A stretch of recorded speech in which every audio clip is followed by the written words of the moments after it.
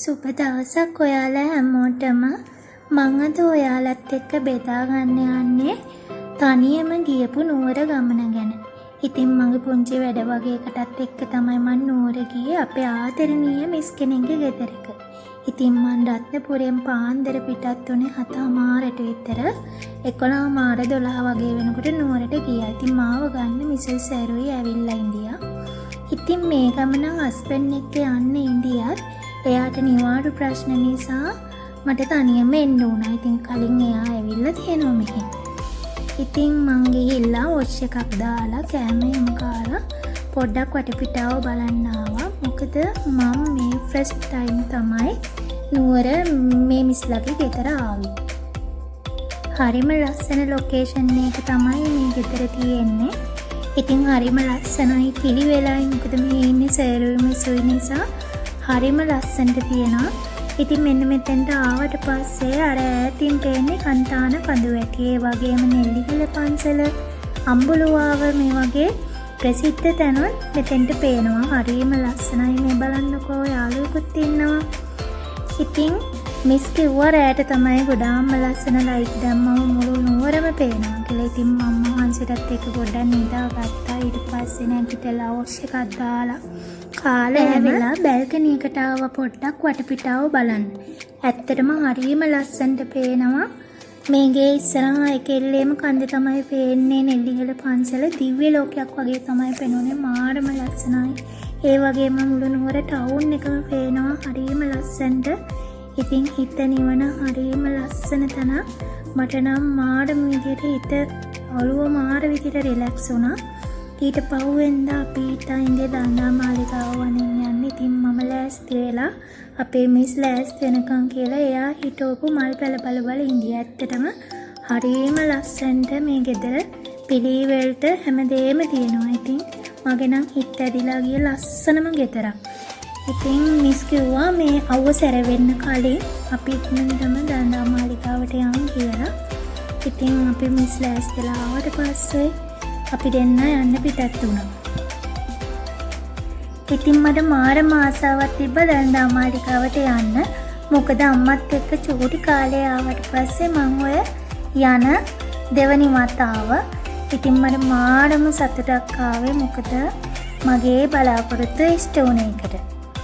ඉතින් අපි යනකොට තේවාවක් පටන් අරගෙන තිබුණා. ඉතින් එදා මාරම විදිහට සෙනගක් ඉන්දියා ඇතුලේ. ඒ වුණාට ඉතින් අපිත් වැඳගත්තා. මට ඇත්තටම හස්බන්ඩ් මතක් වුණා. මොකද මම ගොඩාක් ආසාවෙන් ඉන්දියා එයත් එක්ක එන්න. ඒ වුණාට ඉතින් එයාට එන්න බැරි වුණානේ. ඒ වුණාට මම ප්‍රාර්ථනාවක් කළා ඉක්මනටම එයත් එක්ක එන්න ලැබෙන්න කියලා ආයෙ පාරක්. මාලිගාව ඇතුලේ ගත්ත සමහර වීඩියෝ ෆෝන් එකේ අවුලක් නිසා වීඩියෝ වෙලා තිබෙත් නෑ. ඒ තිබ්බ වීඩියෝස් ඔක්කොම එකතු කරලා තමයි ෆුල් වීඩියෝ එකක් හදාගත්තේ. ඊට අමතරව ගත්ත ෆොටෝත් වීඩියෝ එකටම ඇඩ් කළා. අපි දළදා වහන්සේ වැඳලා ඊට පස්සේ ගියේ දේවාලේ ටික වඳින්න.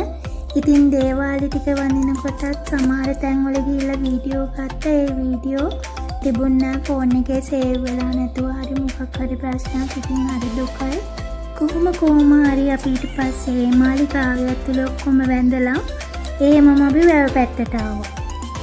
ඉතින් මිස්ලා නම් නිතරම වගේ දන්නා මාලිගාව වන්දනාමාන කරන්න එනවා.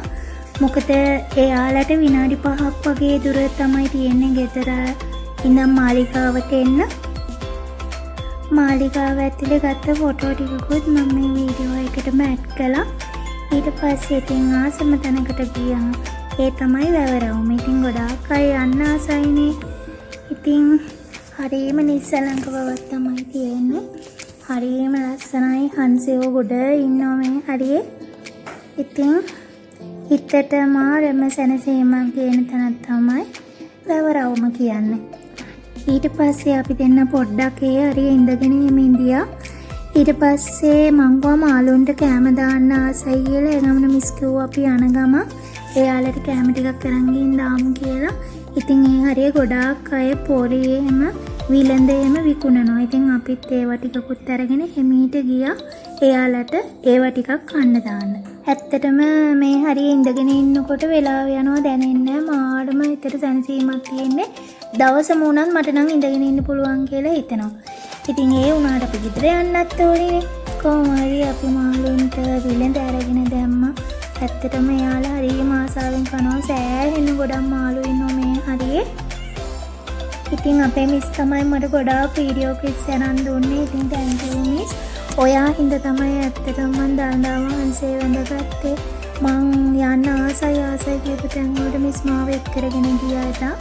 ඉතින් මාරම සතුටක් තියෙන්නේ. ඒ වගේම ගොඩාක් පින් කරගත්තා. ඊට පස්සේ අවශ්‍ය බඩු ටිකකුත් අරගෙන අපි ගෙදර ආවා. ඉතින් නුවර ඉඳියා මං දවස් 2ක් වගේ. ඊට පස්සේ මගේ වැඩත් ඉවර කරගෙන මං රත්නපුරේ ආවා. ඉතින් මට මේ වීඩියෝ එකේම තව දෙයක් කියන්න ඕනේ කියලා හිතුණා. ඒ තමයි මං යනකොට ගෙදරක් වුණාට දැන් ෆොරිනර්ස්ලට වගේම ලෝකල්ස් ෆැමිලි වලට බුකින් එකක් දාගන්න පුළුවන් ලස්සන වීව් එකක් තියෙන ලස්සන නවාතැන්පලක්. ඒ වගේම කැන්ඩි ටවුන් එකේ ඉඳන් විනාඩි 5ක දුර. ඉතින් ගොඩාක් අය පිස්සුවෙන් වගේ ට්‍රැවල් කරන්න ආසම තැනක් තමයි කැන්ඩි කියන්නේ. ඒ අතර ප්‍රසිද්ධම සිද්ධාස්ථානත් සෑහෙන ප්‍රමාණයක් තියෙනවා. ඒ අතර දල්දා මාලිගාව, හන්තාන, නෙල්ලිගල, අම්බුලුවාව, බහිරව කන්ද වගේ සිද්ධාස්ථාන. ඉතින් ලස්සන වීව් එකක් තියෙන නිදහස් තැනක දවස් කීපයක් ඔයාලත් ගත කරන්න කැමති නම් booking.com එකට ගිහිල්ලා Mount Phyllis Homestay කියලා සර්ච් කරලා බුකින් එකක් දාගන්න පුළුවන්. ඉතින් හැමදාම වගේ මගේ වීඩියෝස් බලන ඔයාලට ගොඩාක් ආදරෙයි. ආයෙමත් දවසක vlog එකක් අරගෙන එනකන් ඔයාලා හැමෝම පරිස්සමින් ඉන්න.